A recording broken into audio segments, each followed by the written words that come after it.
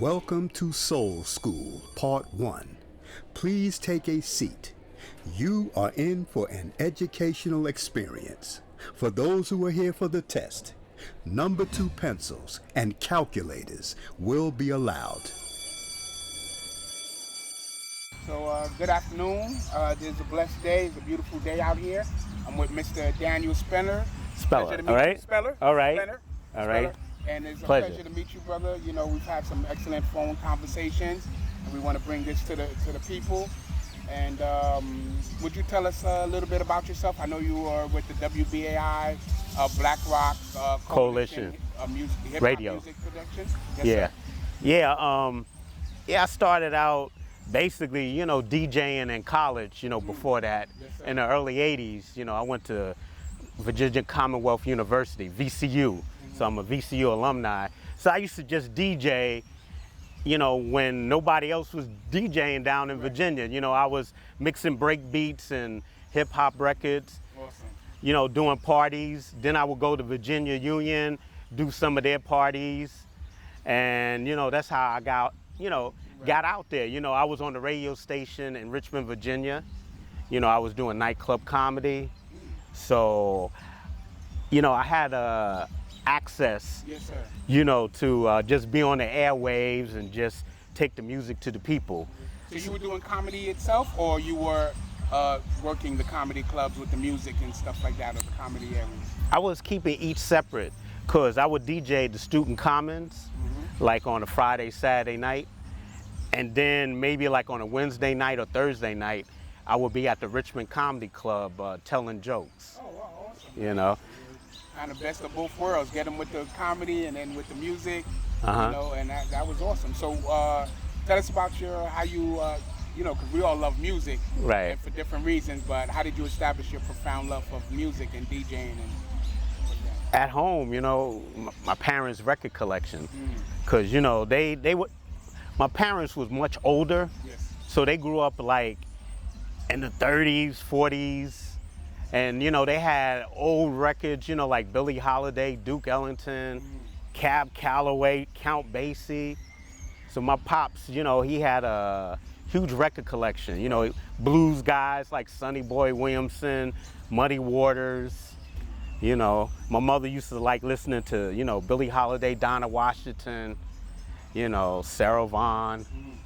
So they used to play the music in the house, So that you became like very versatile in your music? Yeah, because they had all kinds of different music.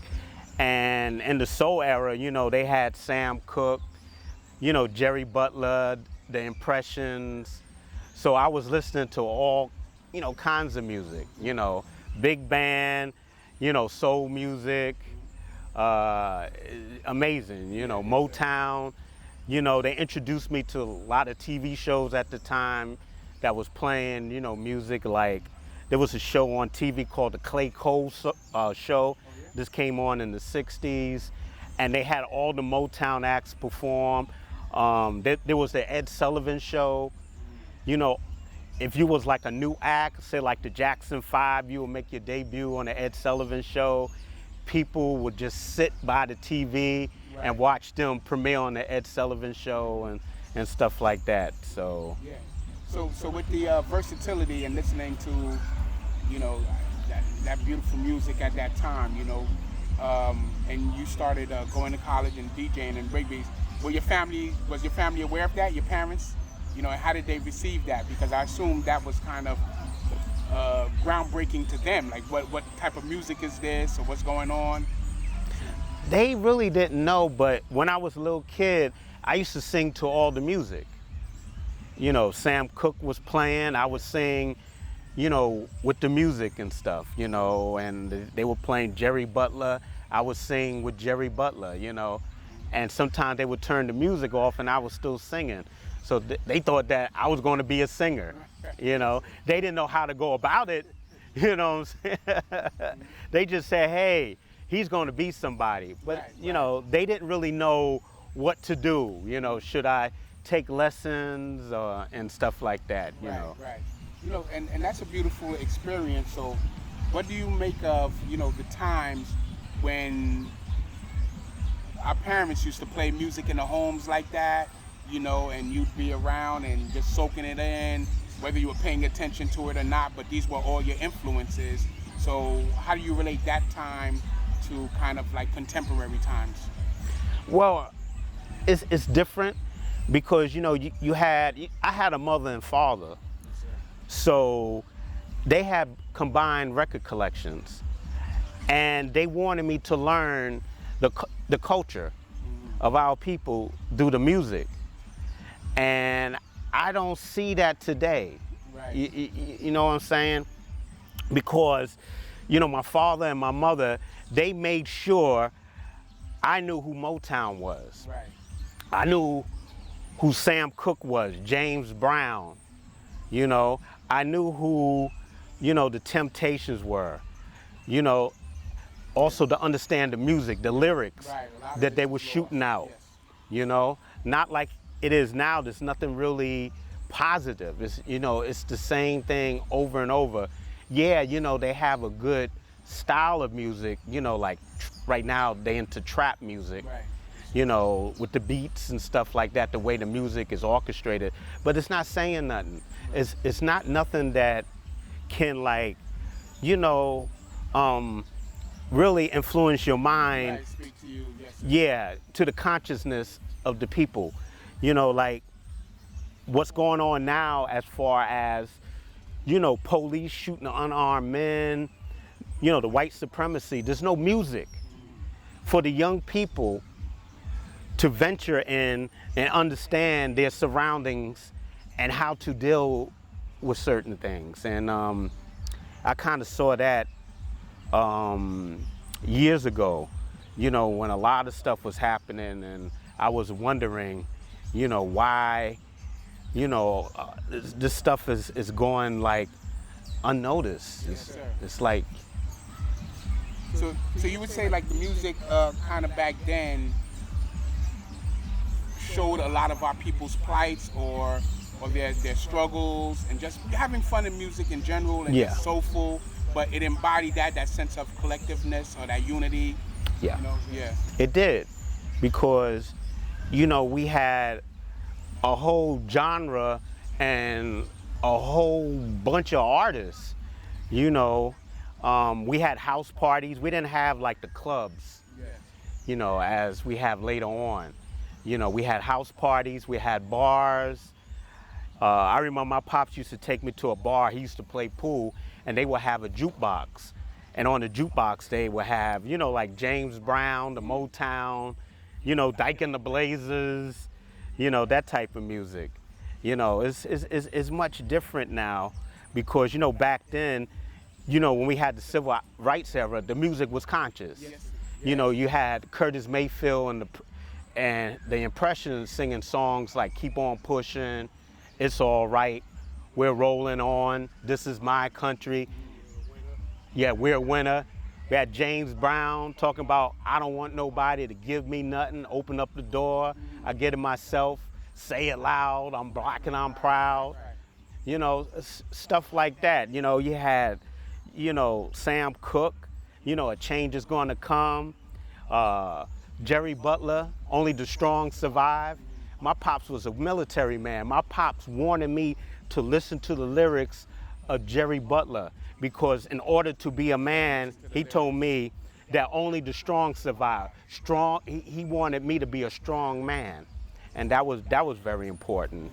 You know, coming up, listening to songs, knowing what I was up against as a black man, listening to songs like Ball of Confusion. You know, the opening line is people moving in, people moving out. Why? Because of the color of the skin. So I already know that my presence is threatening, you know, to the white society through the music. You know, you had Marvin Gaye talking, you know, what's going on, you know, Mercy, Mercy Me, Right. Inner City Blues. You know, you had those type of songs, and that right there would give you an idea as young people that we have to continue fighting this. Right.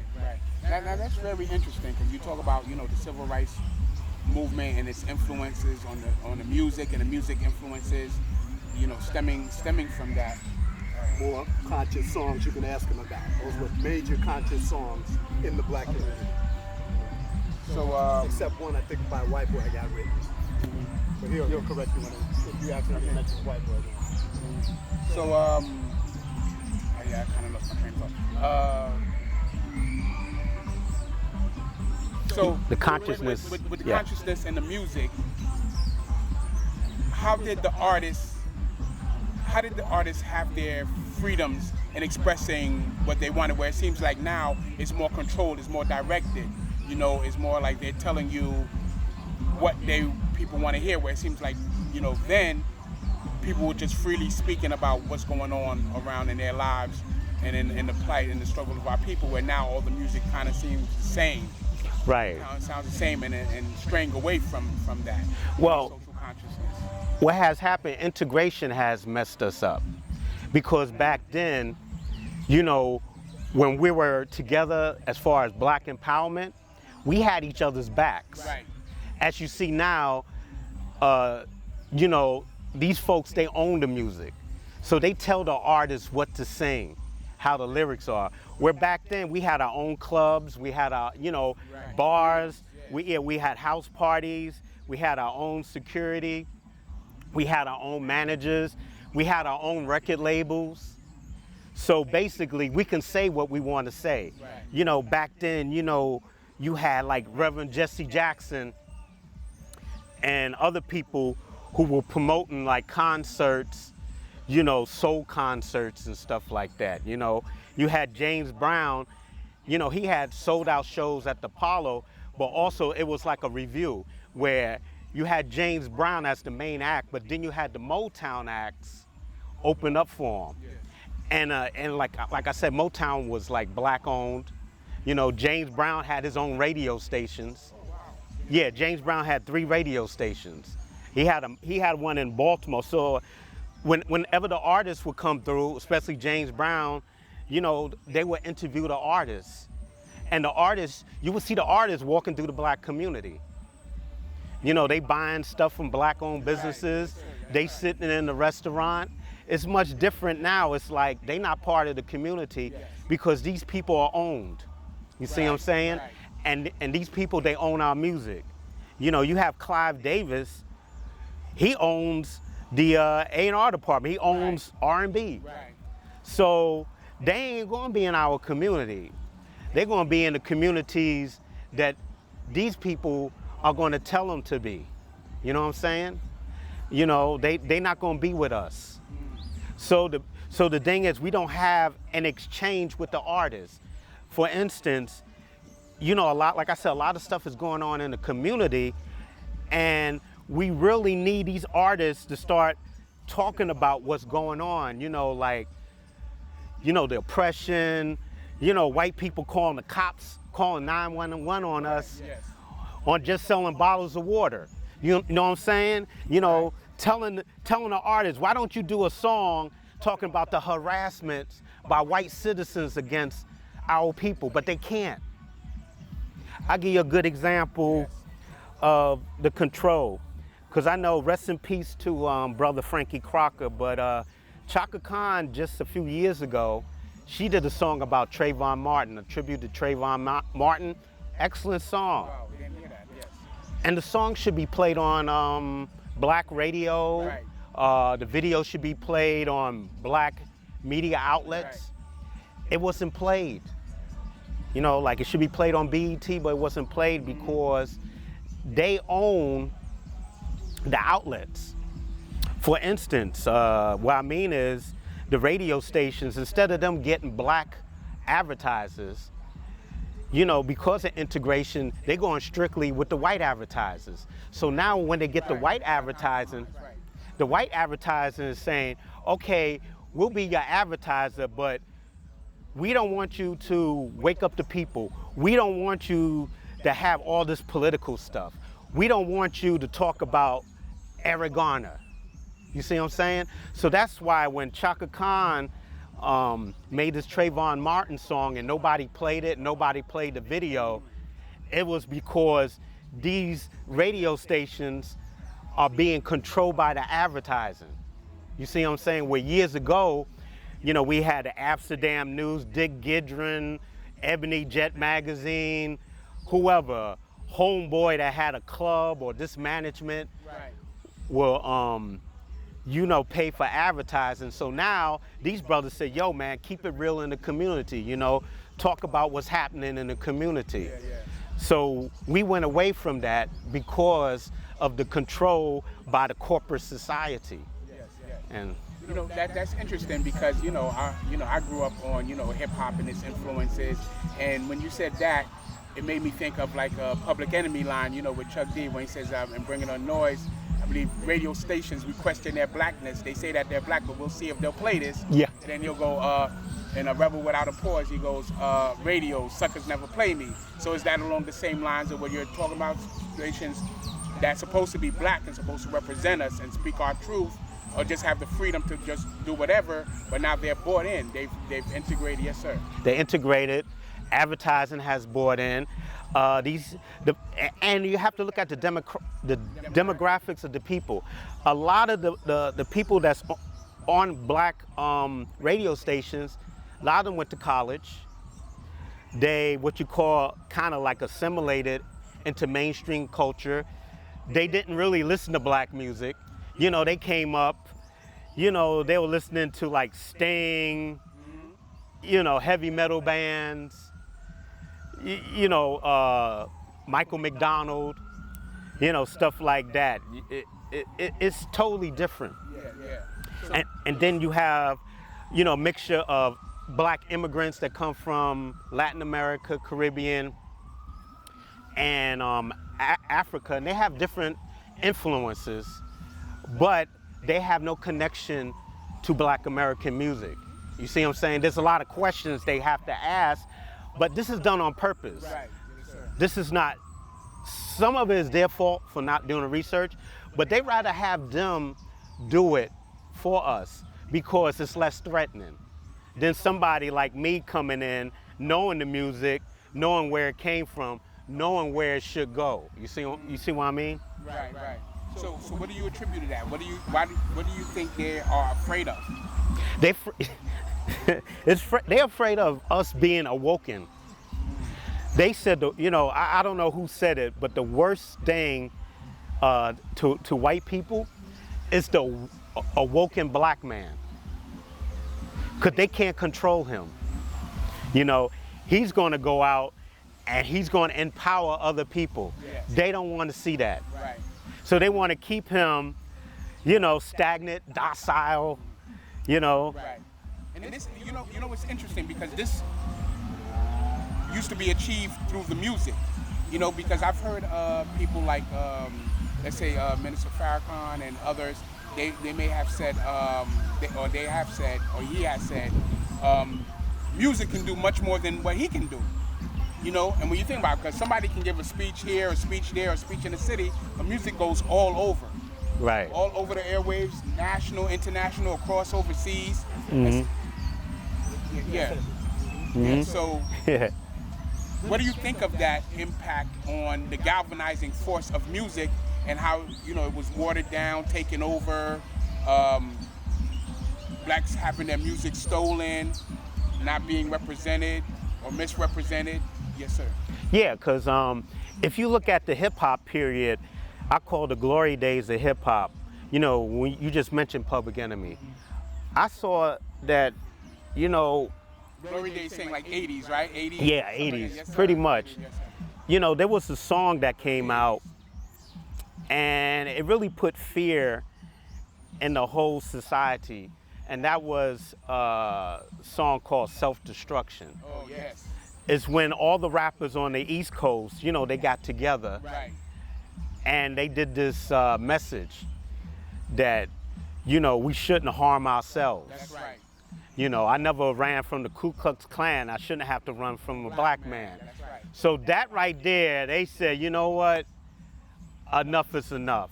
Right. So what they did, they kind of broke down barriers. You know, they went with the political realm of what was happening in the country. You know, you had people like, I'm going to mention these names because, you know, it's funny that he's running for president, Joe Biden. And Joe Biden in some of the videos was really talking bad about us as a people, you know, talking about, you know, he didn't want us to come in our neighborhoods. We talking about busing, you know, blacks coming into white schools. He said, I don't want those people. And then he wrote the crime bill to mass incarcerate Black America. So when him and Bill Clinton started to impose the mass incarceration, which was, you know, the attack on black people in the crack era. Like now we have opioids.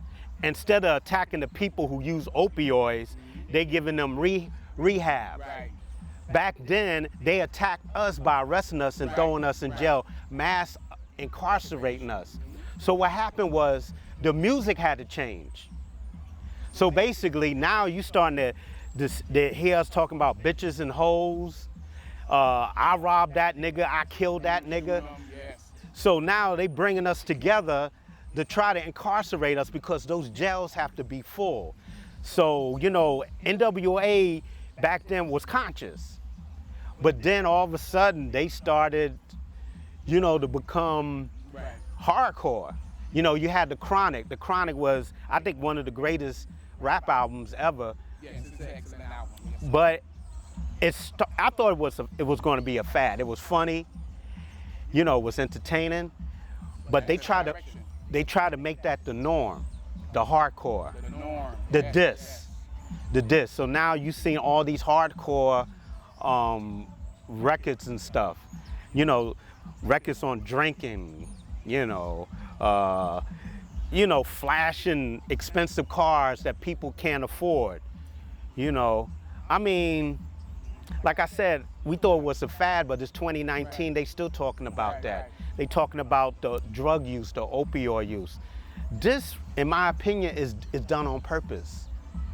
You know, number one. That's where the degeneracy in the music comes from. Yes, because number one, to try to make us disappear, they made sure that they take control of our history, of the music, and tell the story, which is his story, not our story. Like Gil Scott-Heron said, and Ain't No New Thing, anything they can't understand, they try to destroy. And that's what they have done. Anything they don't understand, they try to control. That's what they're doing now with what they're doing. Because it first started, I remember in the 80s, a lot of the black artists started to water down their music. And Why so? Why? Because, you know, you have people, you know, our music basically is threatening. Yes. Our presence is threatening, but now our music, because of the bass heavy. That's right. Drum heavy. We like to holler and scream in the music, which is spiritual. Right. It gets you what you call motivated, involved. You know, we like to moan and groan in the music. So they said, well, we have to stop this. We have to get them on page with us. See, in their music, they don't do none of that stuff. So that's what they did in the 80s. They watered it down. So, you know, and then their artists started to become soulful. Yes, started emulating. And I'm like, wait a minute, what's going on? Our music is starting to water down, but they starting to get more soulful. You know, why is it this guy, George Michael, all of a sudden, he became an icon with black women? And I said, wait a minute. You know, at the time, Wasn't he an alternative lifestyle guy? Yeah. You know, we had Luther Vandross and, you know, Freddie Jackson. You know, we had other people, you know, Alexander O'Neal. And I'm like, wait a minute, why they liking him? You know, why they liking Michael McDonald? You know, I started seeing that, you know, because I remember I had a girlfriend back in the day, and I went to visit her, and I looked, she had posters of white artists. And I asked her, I said, who your favorite artists are that you look up to? She said Tina Marie, which is cool. Right. I like Tina Marie. But you know, she imitating, you know, black artists. right. But you know, she was cool. But then she also said Madonna. That's right. And I'm like, Yes. oh man. Yes. Remember that period. You said Janis Right, Joplin, right.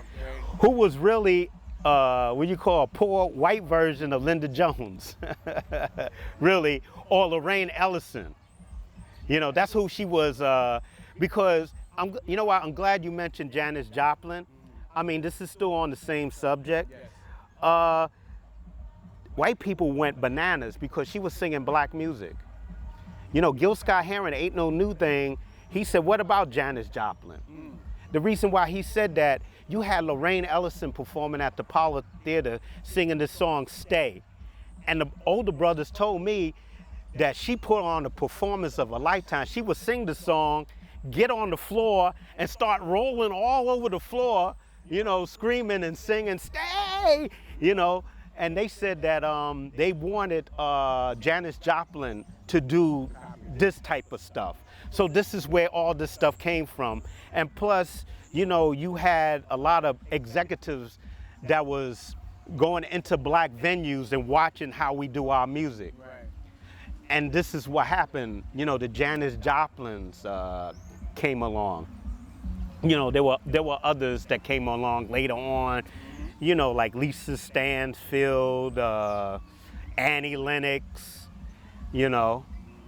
So the whole thing was they had to come in and control it. They had to kick out black-owned record labels. They had to kick out, you know, the brothers that were behind the scenes. Like, I want to go way back now to the days of, you know, from what I heard about the Cotton Club. The Cotton Club was like mostly white, but you had Duke Ellington, Count Basie, Cab Calloway, and them people and those, you know, innovative artists performing. So this time period was what, The 30s and 40s. Yes.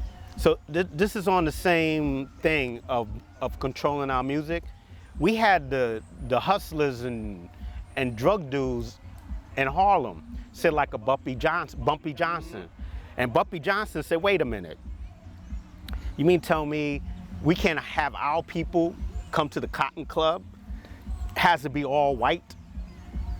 So he started taking control and telling the mob who was running the Cotton Club in these places, yo, let some of my people come in these places and enjoy the music. So when they came in, they had to sit like way in the back. But what was cool, we also had the Savoy, another club up in Harlem, you know, and we would go there. But Bumpy Johnson was an example of how we took control not only of the music, but the venues, to say, hey, look, allow our people to come in. You know, we're the creators of this music. This music is coming from us. You know, we making sure that these people come in, and not only that, you know, these guys started owning the venues like the Apollo Theater and places like that, all the little clubs, to make sure like the new acts that was coming up, they had places to play. Right. You see what I'm saying? Yeah, because now, if you're a new act, you know, you basically being controlled by the record company. You know, you're like Lil Nas X. Nobody never heard of this guy. You know, all of a sudden he's doing like country music.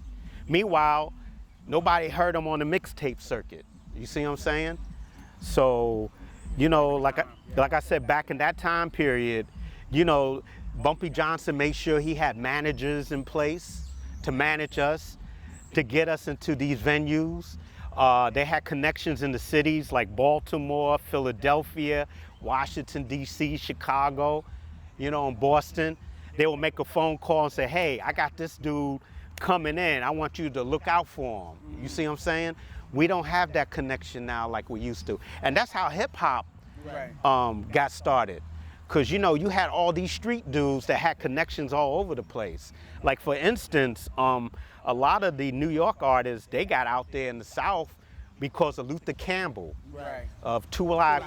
But at that time, Luther, he was promoting shows and stuff, and he would have like Africa Bambaataa, Grandmaster Flash, and you know, they used to come on the planes, you know, like People's Airlines, you know, the cheapest airlines to come to Miami, Florida, and they used to perform, and a lot of people got influenced. Like the Miami bass sound comes from Africa Bambaataa and the Soul Sonic Force, and you know, the group that Planet Patrol and those guys playing, you know, Play at Your Own Risk, because they came down in Miami and they saw what they were doing, so they this is what I mean about us controlling our music and having venues and money for radio promotion as well. Right. You know. When we controlled our music, and especially, you know, with hip hop, you know, that's the generation, you know, I grew up in. It seems like there was a more social consciousness, you know, more creativity, more variety, you know. And I remember, you know, like in the mid to late '80s, you had different artists that everyone sounded different. Everyone excelled, and they were different. You know, you might have had a Public Enemy, a KRS-One, Big Daddy Kane, a Rakim, a Bismarcky, Cool G Rap. Right. You know, you just had totally a whole bunch of different people. You had Queen Latifah, you know, MC Light. You know, you just had a variety. Monia Love, on the radio, you would hear different. You wouldn't hear the same thing. You know, even though it was from a different artist, you know, the same type of music, just the whole variety, you know, of it. But I just want you to speak into, because you spoke about, you know, the mass incarceration, where the music is going. Just speak into the intelligence, where it looked to me, is when I was coming up, you had like, that was our information. Right. You know, that was more like knowledge is power, knowledge is the key. So every artist had to come out and kind of show their influence in that way, show that they had something in their head, where now it just seems to be more like partying, you said drinking, drug use, the money, yes sir. Hoeing. Right, yes. You know, gold digging. These are the goals, where back then, like you talked about self-destruction, it talked about our plight. And even from self-destruction, then you had the version on the West Coast where they got a group together and they did, we're in our, we're in the same gang. We're in the same gang, you know, yeah. Stuff like that, yes sir. Yeah, that was just, cool. You know, speak about how the music, you know, it went from that to having signs of intelligent life to a degeneracy. You know, you're talking about, you know, with the mass incarceration, how that all played a part. Yeah, I mean, you know, you had the music, you know, like I said, of KRS-One. You know, he's teaching. Right. You know, he had songs like Whoop Whoop, that's the sound of the police. Right. Whoop Whoop, that's the sound of the beast. You know, he had songs like, you know, You Must Learn, right, and other stuff. You know, you had Public Enemy. Of course, yes. You know, Night of the Living Bassheads. You know, talking about the crack and how bad it was. Right. And the thing, I just might have, pardon me, I'll just say, even with Public Enemy, their production was different from typical hip hop. They ventured out. They really went into like a rock kind of, you know, thing, and the music was still powerful and influential. Yeah, wow, I had a pleasure of working with Bill Stephanie, and he's the mastermind, you know, behind, you know, that sound of Public Enemy. And that sound, you know, you saw that, you know, in Slick Rick, first album. He worked on Vanessa Williams' first album, Ice Cube's first album. I was waiting, I was about to say that, let you finish. The Boomer, he had a unique sound when he came to New York and we left NWA. He had that production. Yeah, the Boomerang soundtrack. Like you said, all the music was positive. You know, even Ice Cube's first album was very, very positive. You know, he was talking about society, you know, as a whole. Right. And that, you know, this is the thing that I appreciate, like I talked about, you know, you had diversity. If I wanted to listen to some social consciousness, if I wanted to listen to some comedy, if I wanted someone to talk about, you know, women's rights coming up, or they're competing with the men, if I wanted to hear somebody talk about, you know, women or guys or whatever have you, just so like, you know, we had a choice.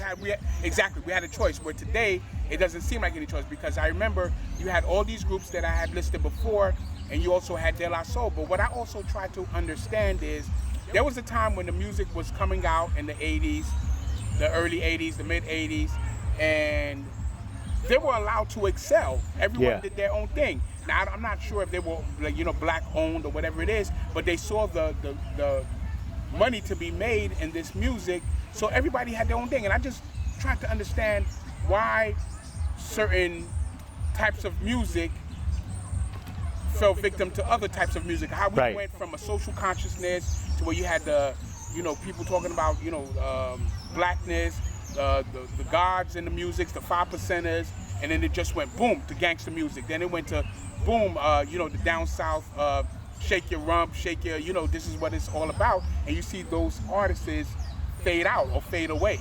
Well, it was infiltrated. Infiltrated. Infiltrated. Infiltrated. Infiltrated.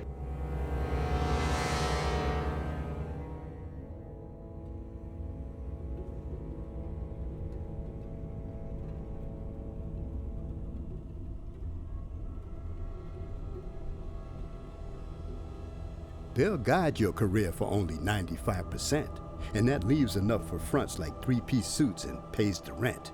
Pay your dues and live the blues and not know who you are. It makes you wonder why so many people want to be a star. Do you really want to be in show business? The instant high and constant come and go business got you hanging out in places you got no business, and people sell their souls who want to be in show business. You're only as important to them as your latest hit. And that's a precarious position for a plastic king to sit. The lawyer's game is double same and your fate is in their hands. You're a millionaire without a dime and you just don't understand. You're up and down a ladder of success that runs both ways, and you'll see all the worst and the best damn near every day. The fans' demands and one-night stands can fill your mind with doubt. And on closing day, you're lucky to say you're down but you're still not out. Do you really want to be in show business? And of course, as singer, songwriter, actress, activist Cyndi Lauper said, money changes everything.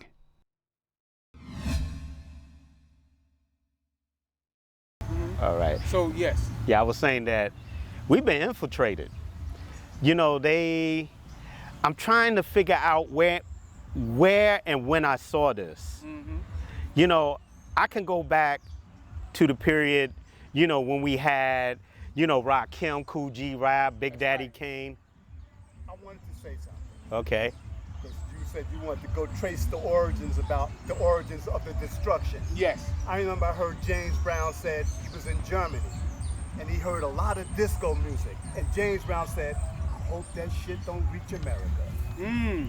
That's important. Disco. The influx of disco. Right, and what they it have been brought. the first stages of the destruction. Okay, That's continue. interesting. Yes, sir. Continue. That's interesting. You want to elaborate on that? Yeah, I want to elaborate. I remember this from my father. You stand correct. There was this record that came on the radio called Fly Robin Fly. Yes. My Method Man and Redman sampled that in How High, I believe. Yeah. Yes. Yeah.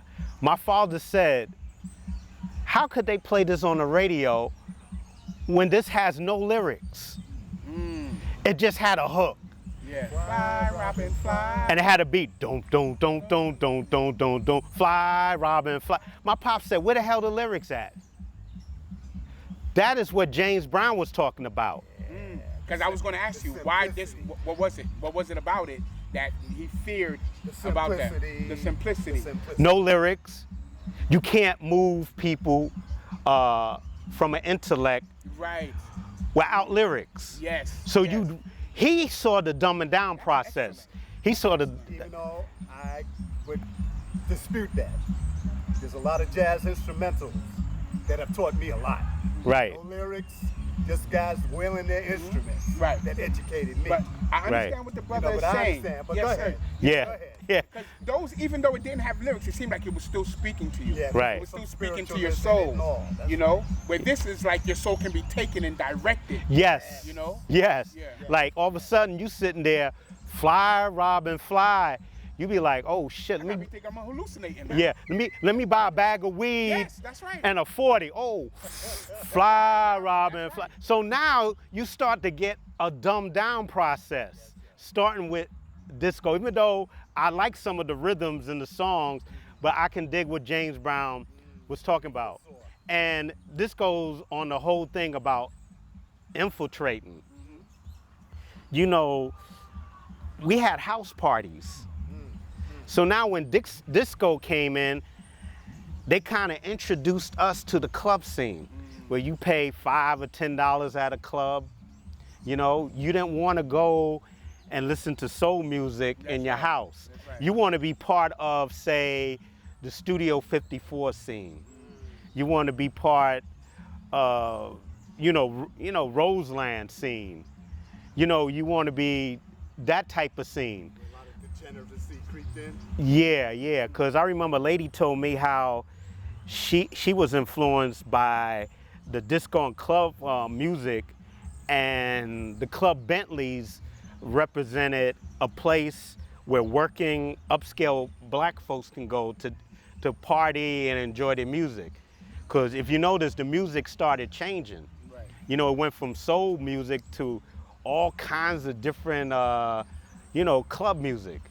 You know, from, Donna Summer, First Choice, Lolita Holloway. You had songs, they were still kind of soulful. I liked them, Double Exposure, My Love Is Free, 10% Is Nothing, all the South Soul stuff. So you had to go to these clubs basically and listen to it. You couldn't play this at your average house party. You could do it, but you wanted, what was happening as far as what they show you on TV, like the Studio 54. So we got hooked up, and I told you, integration. Integration kind of destroyed everything. We wanted to be part of that scene, the drug scene. Now, Yeah. Yeah. It's funny because you earlier you spoke about black TV shows, us having our programs to show. I want you to go into that more about black artists on television, and how did that start, and its influences and the imagery that it gave off, Well, as I think about shows like Soul Train and other things like that. Well, going back, my parents taught me, and I think when I was a young kid, I used to watch the Nat King Cole show. And Nat King Cole used to have, variety of guests on his show. So, like a lot of, the blues, jazz singers, people like the Billy Ecksteins, of the world, have Count Basie, Duke Ellington. And my parents used to tell me, about this, that he was like one of the first. He played his own music on the show, and, he was like one of the first variety shows. These were what was called variety shows. Then you had the Flip Wilson show. And Flip Wilson used to, bring in all kinds of artists, like Sly and the Family Stone, the Jackson 5, everybody, from Curtis Mayfield, whoever had a hit record at that time, they would come on the show. Right. In Chicago, as far as what Don Cornelius was doing on the air, he was like you, an interviewer. I heard he used to do sports and stuff on WVON radio in Chicago, and he was out there in the community, and he used to do these talent shows. And these talent shows that he used to do, I think he called it the Soul Train. And it was so successful that he started putting it on a bigger scale. And then later, it became a TV show. So Soul Train was a venue for black artists, but also American Bandstand. But, American Bandstand was kind of limited because they wanted to show the rock, artists. It was something from the 50s. Dick Clark has been on the air. So when Don Cornelius came, that was part of black empowerment. Us controlling, because he owned the show. So he can bring whoever he wanted on the show. So you started seeing people like James Brown, the Five Stair Steps, the Isley Brothers, the Supremes, Temptations. I mean, it was something else to watch this stuff. And if they were on Soul Train, they were the thing that you wanted to have. You wanted to buy their records. They were the in thing in the community. We was like, yo, they were on Soul Train, so I gotta buy their music. So that generated a lot of sales. There were other shows that came on after that.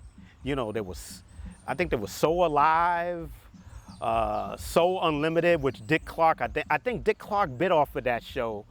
Soul with Ellis Hazlett. Yeah, you had Soul. Yeah. Ellis Hazlett. And then later on, you know, you had shows from New York. There was a show that used to come on Channel 7 late at night. I forgot the guy that used to be on the show. Oscar Brown Jr. maybe? No, it wasn't Oscar Brown Jr. It was a TV show on Channel 7, and it had all the hip hop artists. They used to come on. It used to come on late at night. You talking about Arsenio Hall show? No, before Arsenio Hall. This is interesting. I got a dig. Yeah, hold on. Let me see. I used to know the name of it. Channel 7. Major channel? Not a private. It was called, I believe it was Channel 7. It's called New York Hot Tracks. Yes. New York Hot Tracks. You know what? You're right. Yes, sir. New Yes, York sir. Hot Tracks. I don't remember if it was. Yeah. Yeah, it was New York Hot Tracks. Videos and Yeah. stuff like that. Yes, sir. Different hosts. They had, different hosts. They had Jerry Bloodsoul sometimes would be the host. Yeah. You would have people like Heavy D, Right. you know, Colonel Abrams, you know, people like that. That was an important show, that Hot Track. So you know what I was going to ask you that? How was the imagery of black people then, you know, with our music and it being showcased before the world? Because one of the things I also want to add is that, you know, just like I mentioned the Arsenio Hall show, where these artists were now being given opportunities, whether they were R&B, you know, black artists, you know, because when I looked at the other talk shows, and we didn't really watch them like that, but you might have David Letterman, you had Johnny Carson, and then you eventually had Jay Leno, but then we had the Arsenio Hall show, and shows I even think about like In Living Color, where this was a comedy show, but then at the end, you know, you got to see some of our talent. You know, we got to see some of our music, and the interviews were somewhat even different, even when you talked about, you know, with the Soul Train. Yeah. You know, and I just remember that whole format and how Don Cornelius, you know, would interview them. But how was the world, first of all, how did we feel as a people seeing black people on TV, having a good time and enjoying themselves and representing, and how was that viewed on a mass scale? Well, on a mass scale, that influenced the whole mainstream society because, you know, those shows like, you know, In Living Color, Soul Train, white people for the first time saw us in a positive light. Yes. We were dancing, having a good time. We displayed all our artists that they never seen before, and they was like, wow. But guess what? At some point, they say, you know what, we got to stop all this. Because now, you know, they're taking control. Yes. You know, you look at the Billboard Top 100 or Top 20 or Cashboard Top 20, you see mostly black artists. That's right. You know? So they had to find a way, like I said, to infiltrate all this. This was going too smooth for us. So what happened to In Living Color, I'm glad you mentioned In Living Color. When they renewed their contract, they had the corporate people behind Keenan Ivory Wayans, they had to take control of the show. So if you notice, maybe I think the third season or fourth season, you saw it being watered down. Yes, exactly. That's them coming in because I want to go to what Gil Scott-Heron said. Right. He said anything they don't understand, they try to destroy. Right. Anything they don't understand, they try to control. So number one, we got to destroy this. Number two, we got to control it. So all of a sudden, the show became cornier and cornier. Yeah, yes, sir. You're truthfully speaking. Right. And the same thing happened a little bit with Don Cornelius, but he really kept the music going because they wanted to infiltrate the show by putting, you know, white artists on. And they were successful. You know, all of a sudden you started seeing Elton John on Soul Train doing Philadelphia Freedom. I'm like, that's not soul. I don't care what you say. That's not black music. That's right. You know, why you putting that on? You know, you starting to have the Doobie Brothers on. Right. You know, I'm like, yeah, but they're white artists that's trying to imitate black. Right. All of a sudden it was original. Now all of a sudden, you know, you start to see, you know, Lisa Stansfield and all these people. And just like I was thinking about that when you talked about they infiltrated with, then they have the jazz player, what's his name, Michael Bolton. And we thought he was like the biggest things in sliced bread, he being very soulful. Yeah, that was an example that I was using. I couldn't come up with his name because our music started to be watered down. And I'm glad you mentioned Michael Bolton. We started lifting up their music over our own. Like, you know, they're emulating us, and we're thinking that that's almost better than ours. Right. And this is what they did. They tried. A woman, right? Yeah.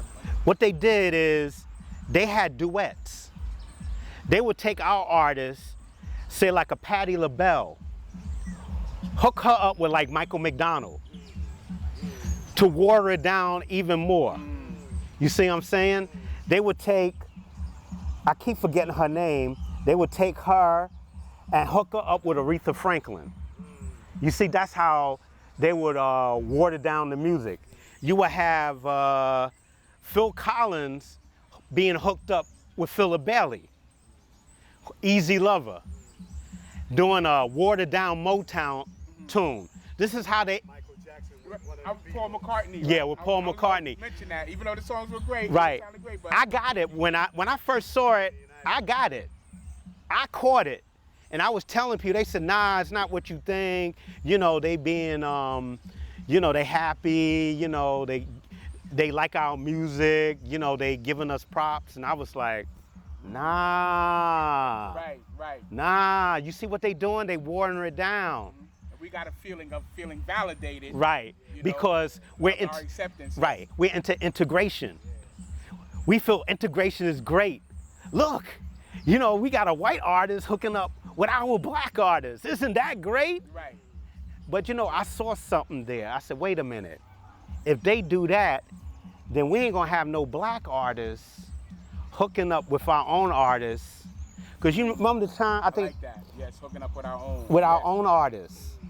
You know, and so that's what they did. It's a divide and conquer, and they're gonna benefit. Right. And that's why you see the music the way it is now. You can't speak into certain things. Yeah, cause as you would, you know. Cause now they have no respect for our music now. Cause I can give you a receipt. Stephanie Mills, she got offended by this guy Sam Smith, because I think he had a hit record last year or something. I don't follow these artists, but he said something derogatory about Michael Jackson. You know, I think he said like he ain't all that or whatever. So Stephanie Mills said, wait a minute, until you get to Michael Jackson's level, then you can talk about it. She said, otherwise, why don't you sit your one-hit wonder ass down? That's right. I said, go ahead, sister. That's right. You know what I'm saying? Because there also, I think it was Justin Timberlake had said something foul about Prince. He said something that, you know, I'm bringing sexy back. And Prince said sexy never left. That's right. You know, what are you talking about? I ain't played out. This is when Prince was alive. But let me get back to Stephanie Mills on something. She mentions how that they don't respect our music anymore. She said that, she's talking about the audience, mainly the white audience or even the black audience. She said they don't respect where it's coming from. Stephanie Mills said this. She said they rather have it coming from Adele, Justin Timberlake, you know, Justin Bieber. Eminem, Vanilla Ice. Right, but they don't like it coming from us. Right. So you see what happened. You saw what happened to Usher. Right. So Usher, they love the music, but they don't want it coming from us. right. Usher was very popular. Oh, yeah. Same way Chuck Berry was. So they said, you know what? We can't have white people cream over Usher, because Usher was having hits after hit. Remember? Hit after hit. But they were slick to what they did with Usher. Yeah. They had him work with Justin Bieber. Right. But Usher didn't see the fall coming that if you train this guy, develop him, you're not going to have a career. Now Justin Bieber is worldwide and Usher cannot be found. You see that? Yeah, I was wondering, he just seemed like he just fell off the map. The infiltration. Right.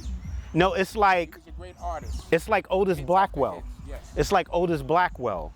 You know, Otis Blackwell wrote, you know, Love Me Tender, Don't Be, you know, Cruel for Elvis. They brought him in. He also wrote Fever, by the way, as well. Famous song by Lil Willie John. So they brought him in. They said, we want you to write for Elvis. So he said, cool, but we want you also to help coach Elvis. So they tried to have Elvis sing like Otis Blackwell. Now, Otis Blackwell, he was from Brooklyn, lived in Brooklyn, you know, died in Brooklyn. I think he died in Brooklyn. And that's what they did.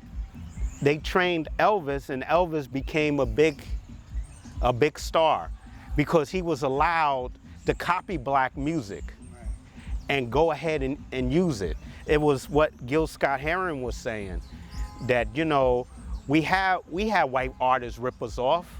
You know, he says, why don't they come and come try to rip off some of this poverty, you know what I'm saying? and this is what happened, you know, going back in history, because they didn't want us to dominate. All of this to keep us from dominating. Meanwhile, the foundation of black music is not just here. It's all over the world. You know, from jazz to rock. You know, I even want to go to house music. You know, you got white DJs all over the world, you know, emulating, copying off of house music. Right. There's a song now, they're using Gil Scott-Heron's voice in I Beg Your Pardon, America. And it's by an Italian guy named DJ Fop. And it's big in the house clubs. And you hear, and it's like, Gil Scott-Heron has been resurrected. But I'm like, why are they doing this? Why ain't we doing it here? You know what I'm saying? Resurrecting some of our artists do house music. You know, why are they controlling it? You know what I mean? Because we invented house music as well. You know, house music started, you know, basically as a Midwestern, you know, club music, or a lot of people said a gay thing. Yes. You know, was started by, you know, Frankie Knuckles, you know, who was here in New York. And, you know, he played at a club called Better Days, him and Larry Levan. You know, Larry Levan went on to become the house DJ of the Paradise Garage, which was very influential. Because, you know, Frankie Crocker used to be at the Paradise Garage. This is where he used to get some of his records, brand new recordings, and bring it on BLS. And then Frankie Knuckles went to DJ at a place called The Warehouse. And that's where house music was birthed. Through a lot of the, you know, a lot of people that were party goers, they started to create their own music, you know, like Mr. Fingers and, you know, other people, etc. You know, with their house music. Even going back, you know, somebody told me the origins of house music comes from Jerry Butler, Get on the Case. They said they believe that was one of the first house recordings, because they played that a lot in the Warehouse, and also Dorothy Ashby's Soul Vibrations.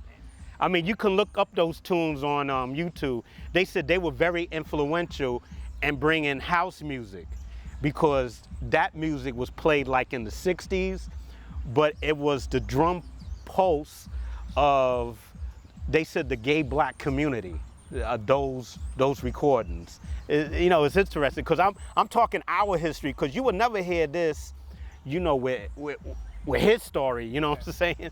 So, you know, this is what people have come to tell me. So house music, you know, they did the same thing with house music. You know, Colonel Abrams, he had hit after hit. You know, he had songs like Music Is the Answer, Trapped. You know, I ain't gonna let you get the best of me. So they invented Rick Ashley. They got a white guy, you know, with a bass voice to do club music. So anything we do, they have to infiltrate it. Like when the Jackson 5 was very popular, they created the Allman Brothers. It was a bunch of white redneck country group.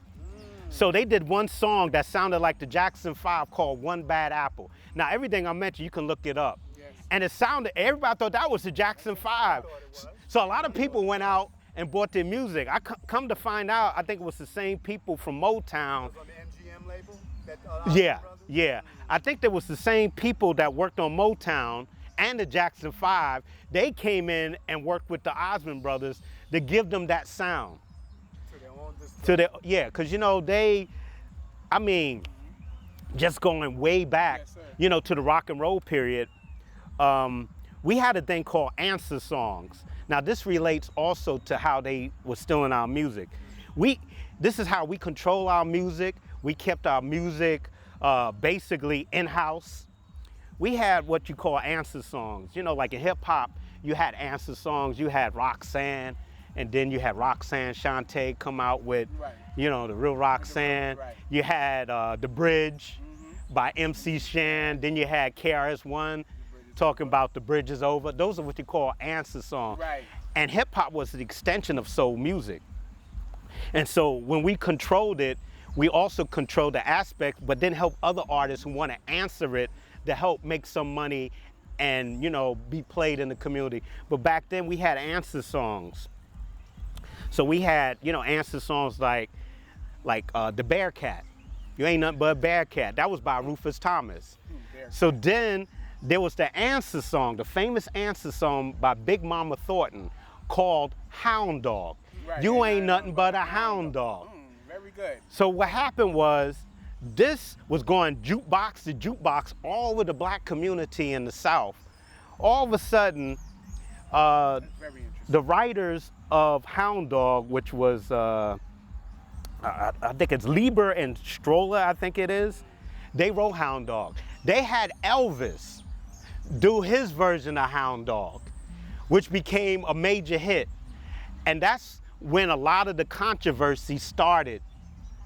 I don't know if it's with that song, but there was a few songs. And then there was another answer song to a song by Hank Ballard and the Midnighters called Right. Work With Me Annie. Right. That was a big song in the black community. That was recorded on the King label. So then there was an answer song by Etta James called The Wallflower. It called Roll With Me Henry. That was the answer to Work With Me Annie. But then all of a sudden, Georgia Gibbs wound up doing Roll With Me Henry. I think they reworked it to Work With Me Henry. And it became a big hit record. And all of a sudden, a lot of black people say, what the hell is going on? Elvis is doing Hound Dog. Right. That's a hit.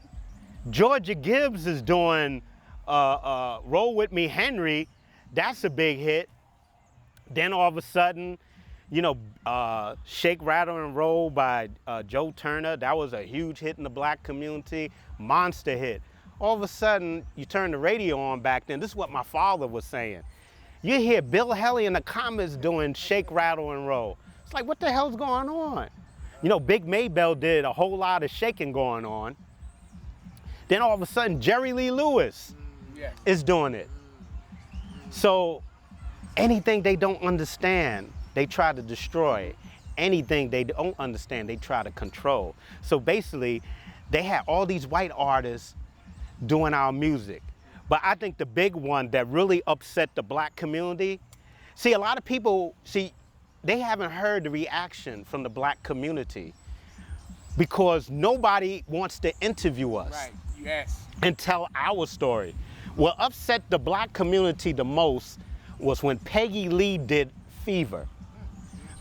That was originally done by Lil Willie John. Like I said, Otis Blackwell was, I think he was the co-writer of the song. Big hit in the black community. Plenty of bass, plenty of funk, and you know, Lil Willie John was an influential black singer. So what happened was Peggy Lee did this song. It became a monster hit. I think it won a Grammy. Yeah. It won Song of the Year. All of a sudden, Lil Willie John is kicked to the curve. you know, nobody want to hear about him. Even to this present day, Fever has been done over by many artists. I think Beyonce did her version of Fever. You know, Madonna did a hit version of Fever. And all this comes from Lil Willie John, but they want to kick him out, and it's all about Peggy Lee. So this is how our music has been, you know, corrupted, stolen, you know, served to the mainstream community. And, you know, it goes on and on. I remember the Beach Boys. You know, they did a song called Surfing USA. Okay. Chuck Berry went to court to sue the Beach Boys for Surfing USA because that song is a reworking of Sweet Little 16 by Chuck Berry. And Chuck Berry won. You see? You see how they come in? Right. You know, even John Lennon, the Beatles. You know, matter of fact, the Beatles did a lot of, you know, covers, you know. You know what's interesting to me?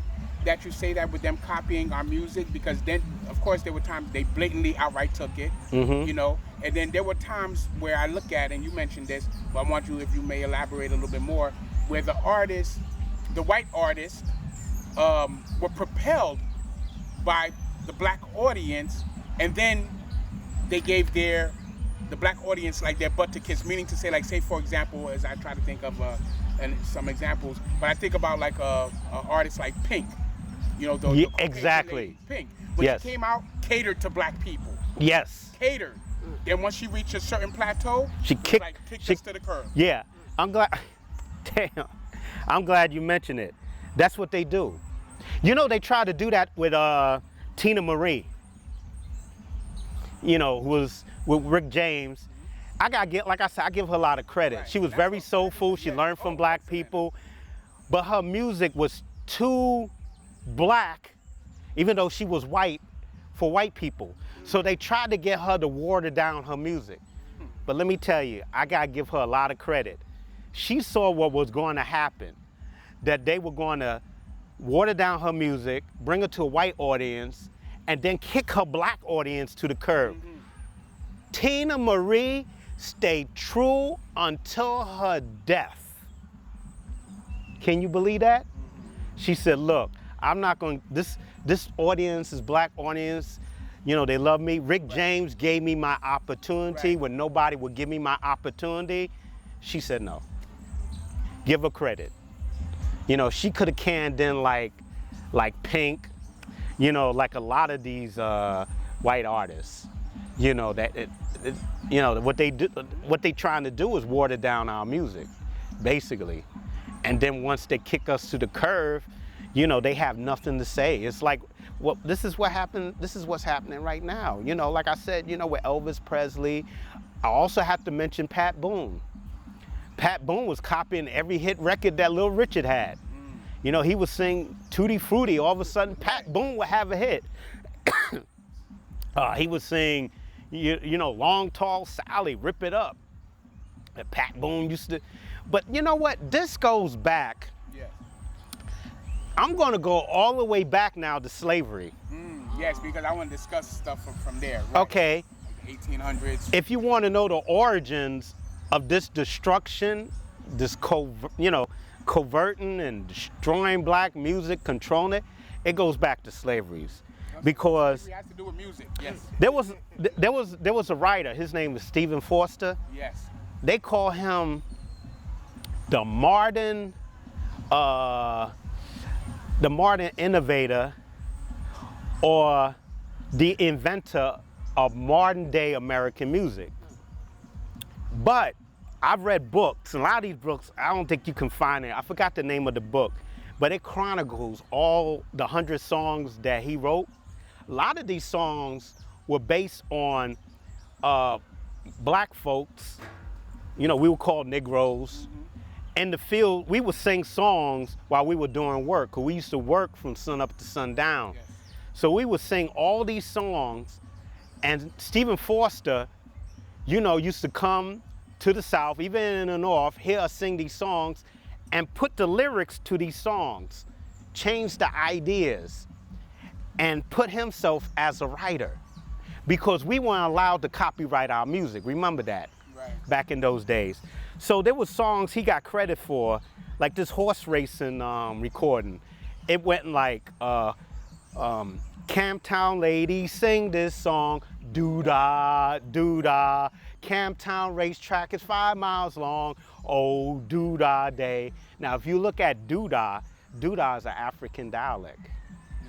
So how could he write this when this is an African dialect? Now, to go further, to give you another receipt, I tell you doo-dah is an African dialect. Yes. There was another song that Walt Disney put together. It was called Zippity Doo-Dah, Zippity Day. My, oh my, what a wonderful day. Plenty of sunshine headed my way. Zippity Doo-Dah, Zippity Day. That was supposedly have been created by a black actor. And it became one of Disney's songs. Right. Synonymous with Disney. And there was other songs like, oh, Susanna, don't you cry for me. You know, I'm going to Alabama with a banjo on my knee. Now, who was playing the banjo? That's right. Black folks. That's So right. how could you be considered a writer? You got that from a black person. He wrote songs like, I dream of Jeannie with the light brown hair. You know, all that stuff, you know, that's black stuff. You know, we had songs that we used to sing in the fields like, swing low, sweet chariot, coming for to carry me home. All this had to do with slavery and what we were feeling spiritually. Yes. You know, we were looking for someone to carry us back to Africa. We also had songs like, go down Moses, way down in Egypt land, tell old Pharaoh to let my people go. Those were the songs that were created to bring forth modern day music. The Fifth Jubilee singers began singing these songs on record. And there was another song called Sometimes I Feel Like a Motherless Child. Right. Now, George Gershwin admitted that he reworked that song into the song Summertime. That's why a lot of black folks, you know, like Sam Cooke, a lot of jazz artists, Duke Ellington, they would play this song Summertime because it sounds similar to Sometimes I Feel Like I'm a Motherless Child. And there was other songs that we did spiritually, like I've Been Working on the Railroad. Right. This was written by, I forgot who was the writer. This was a white guy. But how could you write this song? Listen to it. I've been working on the railroad all the long days. And then he talks about Dinah. Dinah was a slave girl. Now, how could you talk about Dinah in the morning? You know, see, these songs were originally done by us, but we weren't allowed to copyright them and have publishing. Right. They didn't want us to make any money. So these songs went on and on, even the Barbershop Quartet, you know, a lot of those songs. And then a lot of these songs you can hear in the Bugs Bunny cartoons, Yes. like Froghorn, Leghorn. You know, he's walking around saying doo-dah, doo-dah. You know, you hear Bugs Bunny. Those are old Negro spirituals or songs that we sang and Stephen Foster. See, we don't have no idea. Right. See, you won't know that when you listen to his story. This is our story. Right. Like when you go back to the days of, you know, jazz big band, you know, they called it swing, but it was, you know, jazz. You know, it's like, you know, Gil Scott-Heron said was known as ass. It was known really as jackass. Supposedly we were called jackasses for singing, you know, these songs and this form of music. So instead of us being jackass or ass, it became jazz. You know, Wow, man. yeah. Lou Donaldson even said, hey man, jazz basically was a name that came up because jazz was another, you know, phrase for sex. It says, hey man, yo man, you know, you come to my house, you know, the woman said, hey, you come in for some jazz, you know. Yes, that's right. Yeah, but let me go back to the time period where our music was, you know, copied, covered, and taking control. I forgot this brother's name. Bless this brother. When I first worked for CBS and Columbia Records at the time in the 80s, He told me this story. He said nobody wants to hear the black story of the big bands. He said what happened was, you know, you had Cab Calloway, who was rocking the house, and the Cotton Club, Duke Ellington and Count Basie. They were playing, you know, the Cotton Club. You know, you had Chick, I think Chick Webb. He was rocking the house at the drummer at the Savoy. You know, he had a young Ella Fitzgerald in his band. But they said the white bands used to come in like Glenn Miller, Tommy Dorsey, you know, Benny Goodman, Woody Herman. And he said you couldn't hardly hear them in the Cotton Club. And then they would go up to the Savoy and get devastated by, you know, the black bands, you know, like Fletcher Henderson and all these people. So what happened was Benny Goodman said, you know what, I can't keep up with Duke Ellington, Count Basie. So what he did, I guess he lured them with money, because I know Gene Krupa was his drummer. He started to bring Kenny Clark into his band. He had Teddy Wilson or Count Basie play the piano. He brought in Charlie Christian. Now, a lot of these players were in the Count Basie band. He brought in Lionel Hampton to play vibes. So now he goes back to the Cotton Club, and now he has a little bit more sound. The sound more louder and vibrant. And now he can keep up. So then at the Cotton Club one time, you know, the dude was telling me, I think he said the New York Times and a lot of the white media came in, and they saw how well Benny Goodman was playing. They consider him the king of swing. Meanwhile, Duke Ellington, Count Basie, and Cab Calloway, Lionel Hampton, they were rocking the house. Until he started putting black musicians in his band, now he's the king of swing. And then they try to make it look like out of the goodness of his heart that he integrated, that he saw integration. No, he used them. You see what I'm saying? He used them to elevate himself. And then here's another thing. I believe Fletcher Henderson came on to compose the music of Benny Goodman. And Woody Herman incorporated Dizzy Gillespie, because Dizzy Gillespie was in the Cab Calloway band. He brought in Dizzy Gillespie to write music for his band and to incorporate some of the black musicians. This was told to me, because they used to have the battle of the bands at the Savoy. You know, back in the day, you know, in hip hop, the early hip hop, you had Grandmaster Flash, you know, you had, you know, Spoonie G, and, you know, all the people up there in the hip hop, you know, doing MC and DJ battles. You know, so they did that back in the day. Matter of fact, the brother told me that Cab Calloway is the big influence on hip hop, because he said that Cab Calloway was the first one, he said, that used to say, throw your hands in the air and go hidey, hidey, ho. Right. You know? That became incorporated, yes. Yeah, because he used to rock the house. That's right. Yeah. I don't want to overdo it with you brothers, but y'all did an excellent job. We got some good stuff. Y'all want to conclude? You don't want to call it quits? I don't want to run y'all down now. I don't want to overdo it. Well, I mean, we can keep going for a bit. I don't know about brother with his maybe time. 20 more minutes? Okay. Then you gonna wrap it up? Yeah. Yeah, let me get some water. Okay. Yeah. Okay. I don't want to overdo y'all. I appreciate y'all coming out. Yeah. You know. I apologize for all the noise in the back. But No, it's fine, brother. It is what it is. Cut through a lot of it. Yeah. Yeah. So how's everything, the sound and everything? I won't know that till we play. Oh, okay. You know, at least we got the mic. As long as you're recording and good, right? Yeah. Mm-hmm. What I wanted to y'all kicking ass. talk about. Right. When you talk about like the Negro spirituals and from slavery, one of the things that was interesting, that's very interesting to me, and I noted that in Omar Shabazz films, he does a lot of great production and in his films and documentaries on Malcolm X and, you know, just a variety of stuff. I saw in the documentary where, you know, with Sam Cooke and his influences with the Black Plight, and he did a song with Muhammad Ali called The Gang Is Here, right? And just talk about how our music was so powerful and influential that even if they had any semblance of waking up black people, that they became on the FBI's list. You know, you track this person. If anybody said anything about black people, I'm black and I'm proud. You know, how these little sayings you know, was detrimental enough for the spotlight to be put on them and for them to be washed, you know?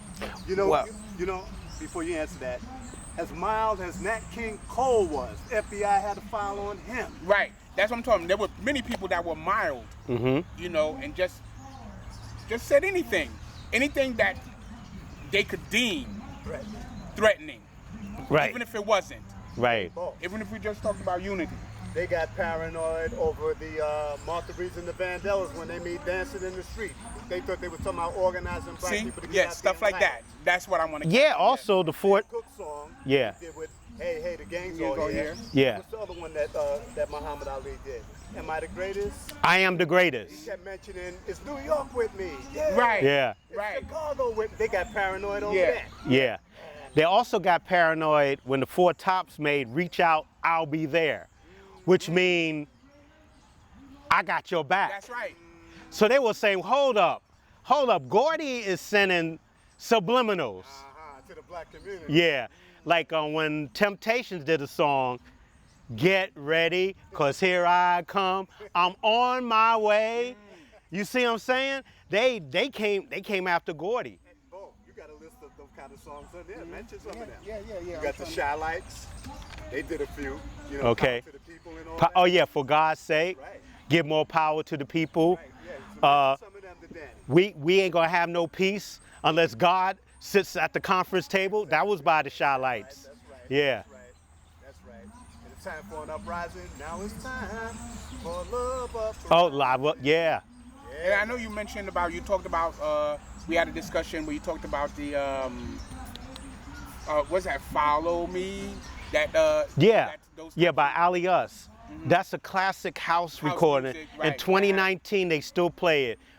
All of a sudden, when they play that on, when the beat starts simmering, black people just right. get up from their seat and start boogieing. You know what I'm saying? And that's the feeling that I always got, and I never really paid attention to the lyrics. Yeah. And then one day I'm watching, you know, one of our black show, Video Music Box, and I see the video, and I'm listening to the lyrics. I'm like, this was a powerful black song, Yeah. you know? And you know, just talk about stuff. Yeah, he like said that. we must stop fighting. Right. You know, yeah. You know, the lyrics is just, it sounded like a gospel song Right. with a house beat. Oh, yes. You know? And these were all deemed to be like revolutionary, or artists that came out with songs of that nature. I could see how they, and especially if you did what you did to our people, how they would be threatening. You know, I could see any little, you know, because some of the songs that you mentioned, I never even took it like that. Like Reach Out, I'll Be There. Yeah. But I could understand if you're an oppressor, Yeah. you know, how you would feel. Or Get Ready, 'cause here I come. That's right. Yeah. New York with me, and Yeah. with me, yes. Yeah, I read those were subliminals, you know, that Gordy was doing at the time. Remember, they were all from the same time period, you know, the civil rights struggle. Yeah, there was other songs. I remember the Whatnots. They did a song called Message to the Black Man. And then the Temptations re-recorded it, Message to the Black Man. Right, on the Stang label. Yeah, on the Stang label, yeah. Yeah, there was a lot of songs, you Now know. that's interesting. I want to follow up on that a little bit. Now I don't know if your history of the Nation of Islam or, you know, Elijah Muhammad, but for me, I want to know, was that before the writing of Message to the Black Man, or do you think that was afterwards? Is there any? Oh, I see the connection. Is there any connection there? I see to the book. You know, the title of the book. even to the title of the book, or just the inspirational message of just hearing something like that. That's interesting. Is that? Do you glean Well- anything from When did that? come out? 70 something. Yeah. Black Man. Yeah. Yeah, like 72 or something Yeah. like that. 74, And I 72. think- Elijah goes back. Elijah's book, I think, goes back before that. Yeah. Right, 64. I think it was Okay, like maybe that's when 64. Message to Well, the Black Man came I out? believe so. To be honest with you, I know there's a lot of, I know Omar can you know, mention it too, you know, that there was, you know, the movement out of the Nation of Islam, the impressions built the soundtrack of the Nation of Islam from the 60s on up. You know, songs like Keep On Pushing, It's All Right, We're a Winner. These songs kind of help push the Nation of Islam. Because I remember... A whole lot is being discussed here about music. But what about the equipment all this music was being heard on? Usually it was first heard from being broadcast from your favorite radio station. And you know music for black folks was usually way at the end of the dial, all the way to the extreme right of the radio. And like musician Gil Scott-Heron would say, sometimes you had trouble finding the black station, and you thought maybe you needed a longer radio. And through all that static, the fidelity wasn't hi-fi. Hell, it wasn't even mid-fi. It was lo-fi, but still our heads bobbed to the music like a pecking chicken. If we were lucky, we had parents who owned a large, nice-looking all-wood cabinetry hi-fi stereo system that looked like a fine piece of furniture that was over 70 inches long, with 6 speakers, a turntable, AM and FM multiplex receiver, and was powerful with strong bass, nice mid-range, and sparkling highs. This 1965 ad from a newspaper gives you an idea of what you could get for your money. Take a look at some of these photos. Maybe the one in your family looked exactly like these models. Do you see one that brings back any memories? Some of these hi-fis operated on solid-state transistors, and there were some that had all tubes. I knew a family that had one that had all tubes and had a 15-inch subwoofer with many mid-range and tweeter speakers. And I will never forget the sound emanating from it. It produced subterranean bass that went down to the depths of hell. It wasn't boomy. It was solid. Till this very day, I still have that system as a reference in my ears. It was said to have been hand-built by the father of the family. Most of these hi-fi systems had a built-in turntable that had 3 speeds, 78, 45, and 33 1/3 RPM. The 33 1/3 RPM had nothing to do with masonry, so let's not get spooky. Most record players of the 1950s had 4 speeds, 78, 43, 33 1/3, and 16 RPM. Turntables had a metal shaft in the middle of the platter. The anatomy of the key parts were the tone arm, cartridge, and some type of guide arm to support the large records on them that automatically dropped the next record down. The automation was pretty sophisticated as far as the mechanics of it all, but sometimes it was finicky and acted like a bitch. Sometimes the record you stacked up on the spindle wouldn't always drop. Sometimes 2 or 3 would drop. Sometimes the whole stack would drop. I think the maximum of 45 that you could load up on a center spindle were about 6. Any more than that, you couldn't count on. It was all about the weight on the spindle. And then there were your favorite records that would skip. They skipped so bad you even sung in sync to the skipping parts. And what was the fix for those skipping records? You placed a coin on the tone arm that gouged out the record's grooves, making your collection noisy and unsellable for the future.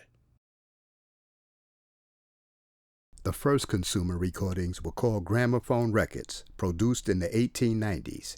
They rotated at 78 revolutions per minute and were very noisy, made of shellac, and were extremely fragile. In 1948, Columbia Records introduced the 33 1/3 revolutions per minute long-playing record. It played for about 20 minutes per side and was made of thick and much quieter vinyl. In 1949, the RCA Record Company unveiled a smaller record called the 45 RPM record. The RCA 7-inch 45 RPM record was cute-looking and very small. It was an instant hit with young people. And the 45s were super cheap, less than $1 each. Portable battery-operated phonographs allowed you to take your music anywhere. There was the question of how long can one side of a 45 play. Most 45s ran from 2 to 5 minutes. After some experimentation in 1968, playing time was extended to 7 minutes and 9 seconds. The 45 MacArthur Park by Richard Harris demonstrates this.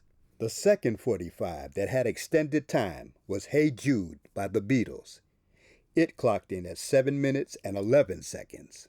One of my favorite music and information sources was the battery-operated, pocket-sized transistor AM and FM radio. I must have had about 20 of them. If one went bad, they were disposable. You simply brought a new one.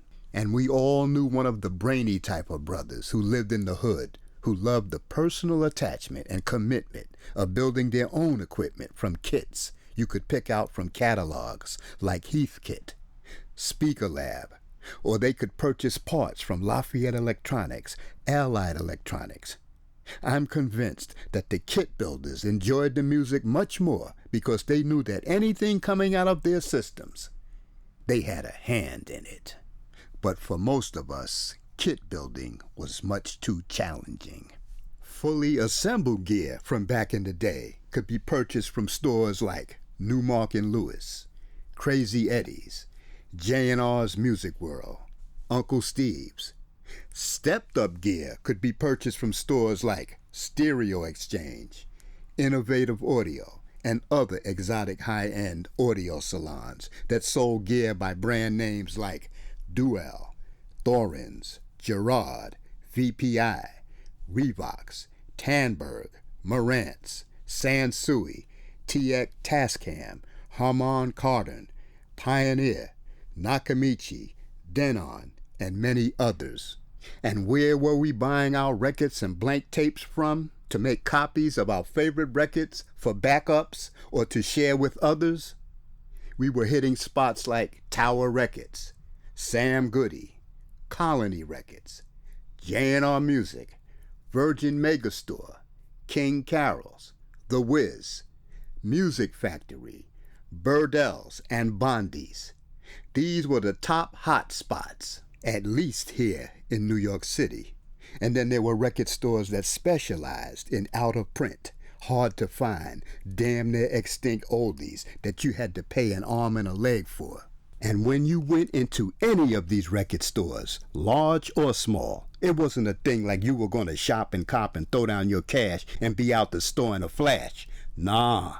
Going into a record store was an event that you had to plan 2 weeks in advance because you knew you were going to be in that store a minimum of 3 hours, going through the bins.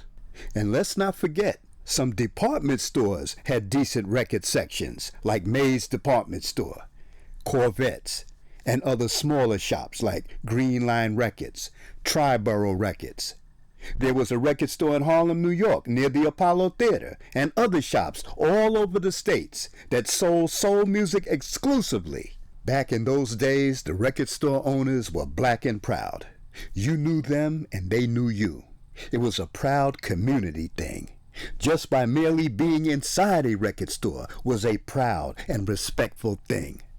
It's when we proudly called each other soul brother and soul sister.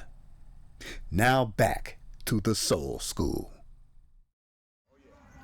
Yeah. And then I also think about when you talk about the influences, I also think about Public Enemy when they came out and everybody used to have dancers. And I'll go over this once you go. Yeah. I don't want to forget. Everyone used to have dancers. Right. Remember, they came out with the S1Ws. Right. That were like a military doing the drilling. Right. That you would typically see from the Nation of Islam, but this Right. military style. But that was like their dancers. But Yeah. it was just a uniform type of thing, you know? Right. So, you know, so it's just my curiousness, just wondering if there was any Yeah, it is. drizzle. There's a Or- connection. right, There is a yes. connection because hip hop was supposed to be an extension of soul music. That's why they used the soul rhythms and the break beats for hip hop. And they wanted to bring the same message across, you know, as that time period. That's why Grandmaster Flash and the Furious Five, you know, did songs like The Message, because they were trying to build on that. And, you know, they had songs like Survival, White Lines, you know, they were building on. That's why hip hop was conscious in that early period, because it was, they were bringing on an extension of soul music. And you were saying about the Nation of Islam. And of course, Farrakhan had 2 songs, or maybe 3. White Man Heaven and Black Man's Hell. Yeah. the benefit of unity. These are songs Farrakhan made. But, you know, White Man's Heaven is Black Man's Hell was very early. We made that very early in the Nation of Islam. Yeah. And not just focusing on the Nation of Islam, but just other black organizations, whether it be the Black Panthers, and I don't know, I'm asking, and just other groups, how music was used for their message and inspired other music to come. You know? It did, yes. Yeah, it did. The Family Song. Yeah, Stand. That was powerful. Yeah, very powerful. It's a family affair. Yes, yes. You know, songs like that, it brought us together. And, you know, there were other tunes, you know, during that period. Because I remember, you know, the Vietnam War where there was a lot of black folk. There were songs like Free the Pain, Bring the Boys Home. There was songs by the Players, He'll Be Back. You had a song by Brenda and the Tabulations, When You're Gone. You know, it had a togetherness and a love. Right. And you heard that in the music. Right. And I also remember, the artist name slips my mind, but the artist that wrote like War, What Is It Good For? Edwin Starr. Yeah. Because Motown in the 60s, in that period, they were doing the subliminals like Reach Out, I'll Be There, Dance in the Street, Get Ready. But they went all out. They had songs like Smiling Faces, you know, Sometimes, you know, Ball of Confusion. They just went in. War, What Is It Good For? Absolutely. They went political, Motown. And that was before Marvin Gaye's influence on the making political music, because Marvin shook up everyone with that was going on. Yeah, it was the first concept album. And it's still happening today. Trigger Happy Policeman. You know. Something here about the Island Brothers? The Isley Brothers? The Isley Brothers. What song was that? Because the Isley Brothers, you know, they were really hip to the community. They had that right across from the artist. Yeah. Just, you know, my eyes. Oh, just skip that one. Go to the next one. Yeah, supposedly. You want to take a look? I should remember what I wrote, but yeah. Let me take a look at this. I think of, you know, one of the major political just a ones. glare with Oh yeah, Donny Hathaway. Someday We'll All Be Free. Yes. He also did a song which is a classic, especially the live version, called The Ghetto. Yes. That was very, very important. Yes. Okay, Love Train by the OJs. Wake Up Everybody. You know, Gamble and Hup, their theme, their thing for their label was to do conscious music. You know, like McFadden and Whitehead, Ain't No Stopping Us Now, which was a very influential song. It was a song that helped our progression to keep on moving. Ain't no stopping us now, because we're on the move. You see what I'm saying? That's right. All that, they had to destroy it because it, like I said, it was starting to get too positive. And then all of a sudden, here comes a song out of nowhere. I'll Always Love My Mama by the Intruders. It was one of the first recordings, you know, really talking about your mother, you know. And then you had the Winstons, Color Him Father. And the 5%ers adopted that. Yeah. You know, Color Him Father by the Winstons. Oh, yes. Yeah. Yeah. They said that was one of the father's favorite songs. Right. He played that on the jukebox. Yeah, Color Him Father. I'm thinking about We Are Family. Yeah, We Are Family. Yes, the sister said that was conscious. Right. Yeah, those were good songs because. All of these songs are gone, man. Well, yeah. Well, you had Chic as the producers, Nile Rodgers in them, so they can implement, you know, a lot of stuff. You know. They messed us up, bro. They did a number on us. Yeah, you know, you just see the manipulation and the control taken out of, you know, imposed upon the music, where it's empty. It's empty now. You know, there's no like I said, there's no consciousness.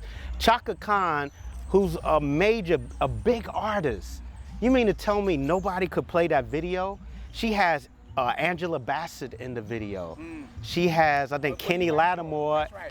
BET refused to play. You know why? BET was being controlled by the advertising.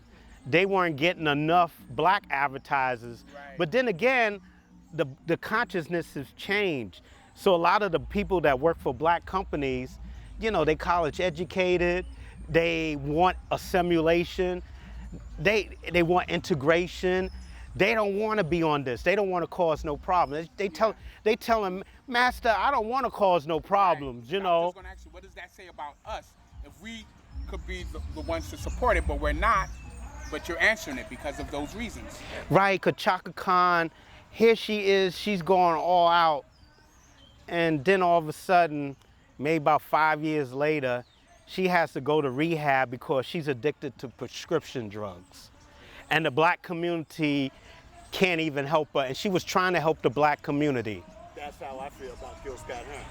Every time Yes. I went to Gil Scott-Heron's Yes. concert, the majority of the audience was white people. I saw Gil more than 10 times. I was so turned on to Gil's music, I'd go back 4 months later because I was getting high off his music. Yeah. Yeah. But the majority of the audience was white. White people. And then when Gil winds up on drugs, we the first ones to point our fingers at him. Yeah. Look at him. Right. He's using a crack. He's Right. a crack addict. But you didn't support the brother when he was alive. That's right. I was there. I went to the clubs. Gil and his band. I went with you. They would come out with dashikis on. You know, it was black music. Yeah, it was black music. The majority of the audience was white people. You know what? It's funny. It's ironic he says that because I hear that from a lot of artists that they're blacks. The black people love them. This is where home is. But the support is not from black people. The financial support. Exactly. The financial You know, support. they'll talk about, and then that's when they'll start saying, well, then they appease their white fans, you know, because they're the ones that's going out and buying the music, by saying that we have all types of fans. You know, we're for everybody. Exactly. You know, we're everyone. Even I look at like the Wu-Tang Clan when I seen the documentaries, they were just showing throughout the world who they have, but most of the people that's buying the music, it's not us. Yeah. We're not the ones who we're listening to it. We're pumping it up, but you know, and I don't know what connection you can make from that or what's happening. I don't know if it's more like you buy somebody's album or Gil Scott-Heron's, and I say, bro, let me make a copy. Make me a copy. And then that person said, make me a copy. Hurt the sales. Right, hurting the sales. It hurts the sales. But like you said, the majority of the people that are going to see him, that are going to the con, and that's where the artist makes their money. You know, and this is what's happening as part of us being compromised. Right. Yeah, I mean, I saw it this year, you know, just to make a note. I think this is very important. There was a major, it's crazy. This was at the Grammys. A lot of people were offended by Jennifer Lopez doing a Motown tribute. Yes, yes. And it's like, why ain't you got, you know, Tony Braxton or bringing Janet Jackson back or somebody that doing she wasn't on Motown Records. And to me, it was an insult of her doing that because you ain't gonna have Tony Braxton or Erykah Badu or somebody, you know, doing a tribute to Fania Records. Right. You know, so they went to Smokey Robinson and asked him, you know, why is Jennifer Lopez doing a Motown tribute at the Grammys? And Smokey Robinson, he's like, you know, what's happening now, you know, with the advertising and all that being controlled. He said, we made Motown for everybody. And I'm like, dude, we know you made music for everybody, but black people was the vibe for Motown. You know, you wrote the songs. So now you telling us now that you basically cater to white people. So that's what he's doing. He's coming out and telling you that I'm catering to white people right now. We love Smokey, but you know, a lot of people are upset with that. Yeah, they were very upset. Yeah, because they saying, you know, they thought Janet Jackson would have been perfect. You know, bring her back. You know, Michael died. He was, you know, the main dude on Motown, you know, at the time, you know, generating sales as a tribute to Michael Jackson and Motown, but they didn't do that. They didn't do that. So it's the same thing that, you know, you were saying, you know, how they, you know, this thing is just being co-opted, watered down, and you know, Stephanie Mills is basically right. They're not respecting it where it comes from. These are the people that's corporate people because they control it now. So with that being said, what is your thoughts, your early thoughts on, you know, we have to watch this, how this thing plays out, but what is your thoughts on the Rockefeller merge, the Jay-Z merge with the NFL? You know, the Jay-Z's gonna do the shows, or just what does that symbolize to you in the struggle, in the process of everything? It don't symbolize nothing to me because Jay-Z is trying to get other whites and corporate whites to make more money. That's all it is. And then help water down and destroy the music like it's being destroyed now. I mean, I'm hearing that people are now okaying the artists that's gonna be performing. Right. You know what I'm saying? And I don't even consider his music black music anymore. People can be controlled by music. It affects your body, your mind, your emotions. Sound causes changes in your body's chemistry, blood pressure, breathing, and digestion. Even sound that you cannot hear affects you. Low-frequency infrasonic sounds affect your internal organs and can cause headaches, nausea, dizziness, and fatigue. Fast music will speed up the nervous system, while slow music will slow it down. Your entire body is sensitive to sounds. Sounds vibrate in different parts of the body. Low tones will vibrate in the lower parts of your body, and high tones vibrate in the higher portions and on into the head.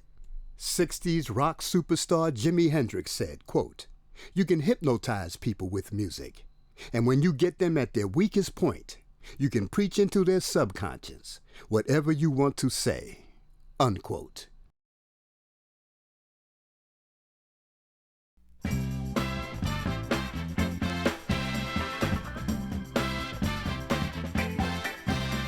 Sometimes it's so hard for the boss and I to get along. I have to straighten him out when he treats me wrong. But here's one thing he just don't understand. He ain't talking to a child, he's talking to a man. Had a good job a couple of weeks ago. The boss and I couldn't get along. I don't work there no more. I used to go to work every morning at 7:45. He got air in his jaws cause I was 5 minutes late. He told the guard, send the boy to my office soon as he come through the gate. The guard said the boss want to see you and he called you a boy. I grabbed the phone from the guard, I had air in my jaws. I said, look, boy, play with Tarzan and this ain't no Hollywood show. Don't you never slip up and call me a boy no more. If you ever slip up and call me a boy again, I'll hang a sign on your eyes saying closed for the weekend. How'd you do then, man? I went straight to his office. Yes, I did. There was sitting behind the desk with a big cigar in his mouth and his thumbs all in his vest.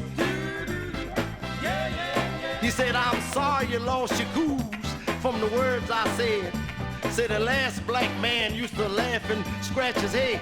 I said, I'm the new black man. I'm from the new frontier. Don't you know I put you in the hospital from the way I wear my hair? Say, if you ever slip up and call me a boy again, I'll hang a sign on your eyes saying closed for the weekend. Look at it. Ain't no more yes ma'am and yes sir. The word is right on. Dig my song. Wow! Good God, listen to it.